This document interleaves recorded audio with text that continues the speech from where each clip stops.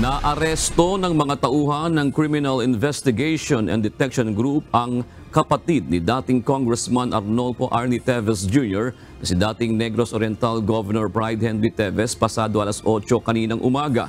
Ito ay may kaugnayan sa paglabag sa Terrorism Financing Prevention and Suppression Act of 2012.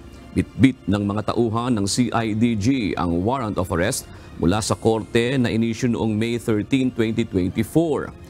Nasa 200,000 piso naman ang piyansa na inilaan ng korte sa nasabing kaso.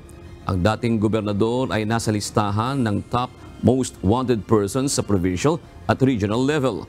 Agosto 2023, inilagay ng Anti-Terrorism Council ang magkapatid na Teves sa listahan ng mga terorista dahil sa umunoy pagkakasangkot ng mga ito sa mga pagpatay at harassment sa Negros Oriental.